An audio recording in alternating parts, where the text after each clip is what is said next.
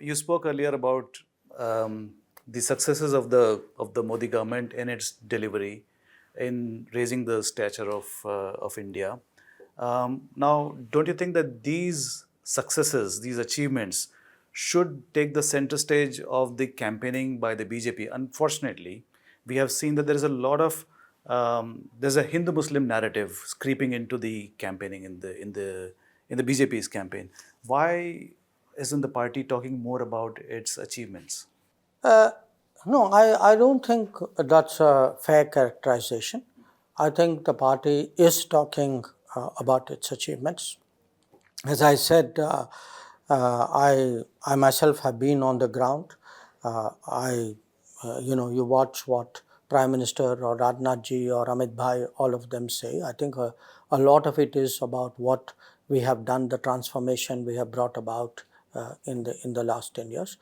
But I think it's also a fact, we are in competitive politics.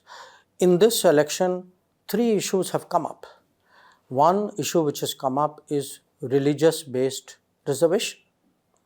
I mean, it is a latent issue. You know, the Congress wants to have it, but not publicly say that they're doing it.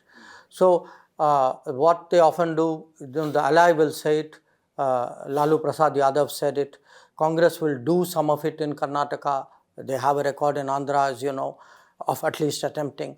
So, this whole issue of religious-based reservation is actually a line the Congress is pushing. Now, either the BJP ignores it or the BJP contests it. The second is actually this kind of radical redistribution politics, which to my mind reminds me, and I'm old enough to remember it, it reminds me of the 1960s and 70s and 80s, the kind of policies which brought us to the crisis in 1991-92. That when somebody says, we are going to do a survey, we are going to, create, redistribute in the country. I mean, this is, back to pre-Narasimha Rao reform era. And that kind of radical economic thinking, which is actually a cover for a kind of a permit Raj, license Raj, family Raj syndrome. Right. The third is actually the whole issue of national unity, integrity and terrorism and countering terrorism.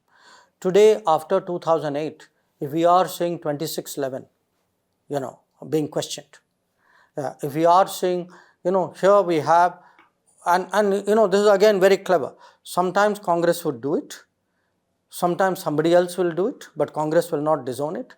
Sometimes it will not be in the manifesto, but so you will not put CAA in the manifesto, but Chidambaram ji will speak about it. You will not talk about 370 or you will not talk about POK, but Farooq Abdullah will speak about it.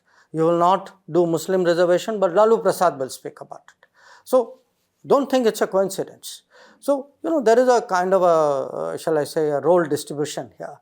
Sometimes one part, maybe that's why they need a sort of a gaggle of players. There's a degree of deniability and usability out here. But some things they have themselves said, like this kind of return to the discredited politics of the 60s and 70s, the discredited economics of 60s and 70s.